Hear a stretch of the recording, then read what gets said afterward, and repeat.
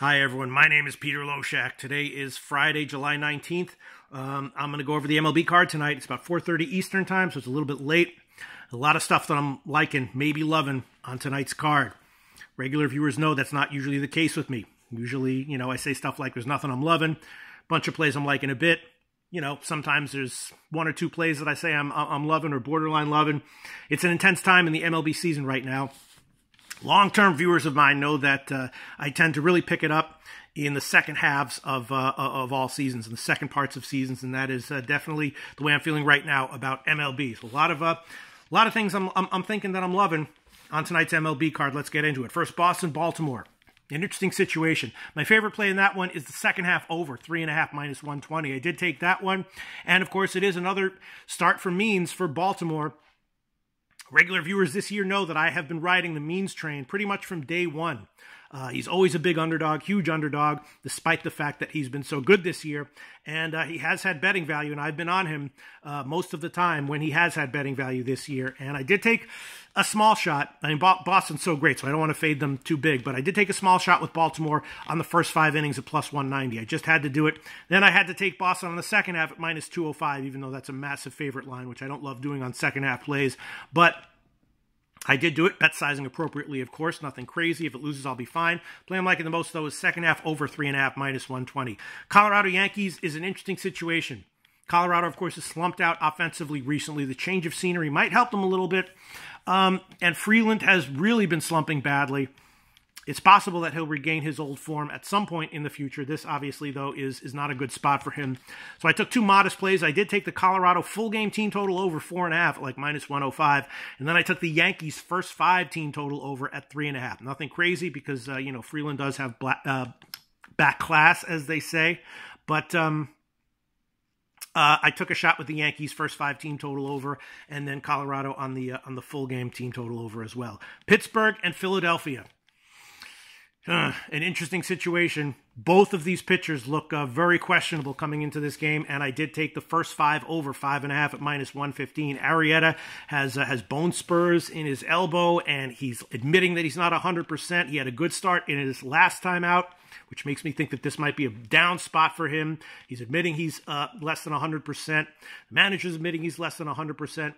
He's been saying that he wants to take some time off, but they don't really have any other options, so he's going out there. Lyles, of course, was great in the start of the year, but has been getting hit hard recently, and he's saying that he's not exactly sure what's going on, so both these starting pitchers look iffy to me. I took both first 5 team total overs at 2.5, and I took both teams first 5 over at 5.5 at minus 115. Hopefully it works out.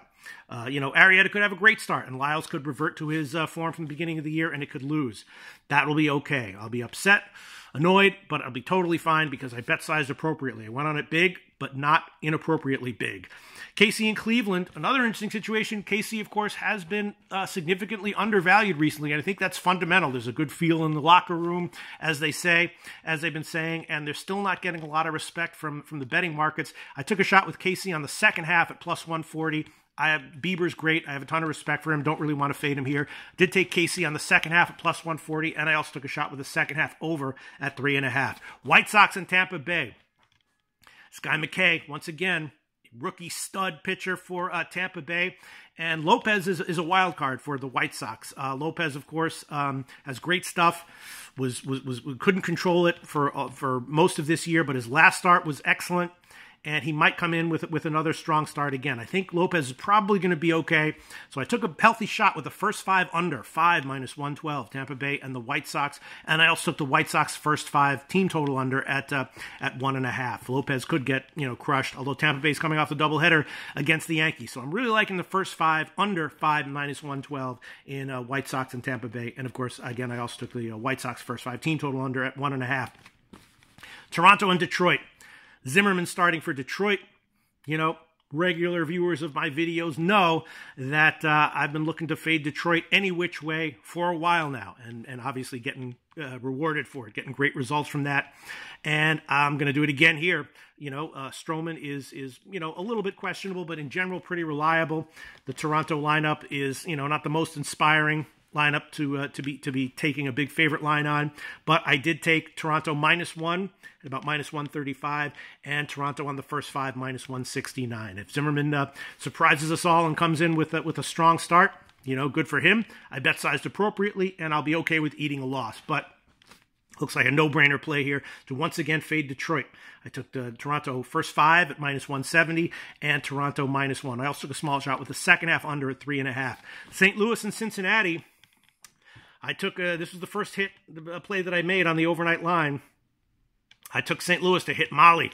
I took the St. Louis first 5 team total over at 2.5, the full game team total over at 4.5, and I took St. Louis -1. Wainwright, of course, is not the Wainwright of old. Still crafty, still knows what still is capable of doing what needs to be done in most situations. His last start was excellent. This is going to be a little bit tougher, but Cincinnati has some injury issues. Molly looks very uninspiring, and big play I have tonight on St. Louis to hit Molly. St. Louis -1, first 5 team total over 2.5, and the full game team total over at 4.5. Washington, Atlanta, tough situation for now. That's going to be a pass for me. Oakland, Minnesota, another game that I'm betting pretty big on overs. Bassett and Odorizzi are not nearly as vulnerable looking to me as Arrieta and Lyles, but they're looking pretty vulnerable, and of course the offenses involved here are much stronger, I think, than Philly and Pittsburgh. So I took overs here. Again, first 5 over, both first 5 team total overs. I took Oakland full game team total over at 4.5, and I also took a small shot with Oakland on the second half at -120. But I took the first 5 over, Oakland, Minnesota, both first 5 team total overs, and I took Oakland full game team total over at 4.5 -140. Pretty big. Another interesting game, Texas and Houston. This is not a good situation for Houston, right? They had a late flight in from LA yesterday, and Justin Verlander also has some peripherals that make me a little bit nervous. He's been giving up a lot of home runs. He has some other peripherals that indicate might have gotten a little bit lucky. Minor, of course, his last start wasn't good, but before that, all year long, he's been generally excellent. Texas has slumped out a little bit right now. There's frustration in the locker room. They're getting a huge underdog line here. I did take a shot with Texas -1 here, and that wound up coming to like +285. So obviously, it's I didn't have to risk much to get a big payout here. I did take a shot with Texas -1 at +285. I also like a little bit Texas on the first 5 innings, and also Texas on the second half as well. I just think it's a good spot for Texas, not a great spot for Houston, and of course because of the year-long stats of the Houston lineup and Justin Verlander, Houston is justifiably, based on those numbers, a massive favorite here. I think the spot is not good for them. So again, I'm on Texas -1 +285, and I took modest shots with Texas first 5. And Texas second half as well. The first 5 is 175. The second half is +130. I think both of those are decent. And again, I bet size appropriately. So if Verlander comes in and throws 7 shutout innings, which would not be a surprise at all, I will be fine. I also think there's a little bit of value with this Texas team total over at 3.5 at plus money. But the main plays I'm on -1 first half and second half. Milwaukee and Arizona is a tricky one. I kind of like Arizona here, but I don't like the starter, Clark. So I took a shot with Arizona on the second half at +105. Miami and the Dodgers. This is a very interesting one. Of course, the Dodgers are flying cross-country. So is Miami. They're flying from home. Ryu has been lights out, except for a start at Colorado. And the starter for Miami, I'm generally very high on, although he has had some control issues in the majors. Hasn't really panned out yet, like McKay has and like Soroka has, but I'm generally pretty high on this guy, Gallen. So I did take a shot with the first 5 under at 4 +105, and I also took a shot with the full game under 8, and I also took a small shot with the Miami first 5 team total under at -145. I got a good number on it. It's tempting to take Miami here as well, especially with the bullpen issues that the Dodgers have been having. So I do kind of like Miami second half +150 as well. Thinking about taking that. But the main plays that I've taken so far are just the first 5 under 4, and then the full game under at 8. Angels and Seattle. This is a low line here, and I did take a big shot, a huge shot, with the Angels -1, which is just even money. Of course, Trout is back for the Angels. Leake is starting for Seattle, and he's had some. His last start, of course, he got crushed, but before that, he was not the auto fade that he has been in previous years. So it's not exactly clear what to expect from Leake here, but I am very, very happy to fade him against a lineup like the Angels with Trout. They're coming off a couple of losses.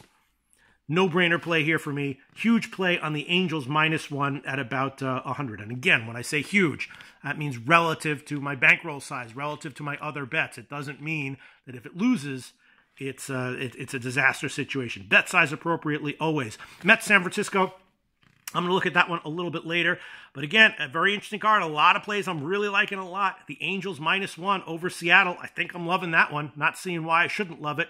St. Louis over Cincinnati, -1. And with the team total overs to hit Molly, I'm not seeing why I shouldn't love that one. Oakland and Minnesota overs, even at the 10.5. The first 5 over, the full game over, the team total overs. Liking that one. Shot with Texas as a massive underdog against Houston. Liking that one. White Sox and Tampa Bay under, first 5 and full game, and the White Sox team total unders, liking that one. Offense in Philly and Pittsburgh, first 5 over, liking that one. Boston, Baltimore, second half over, liking that one. I don't know, man. Toronto, -1 in first 5 innings.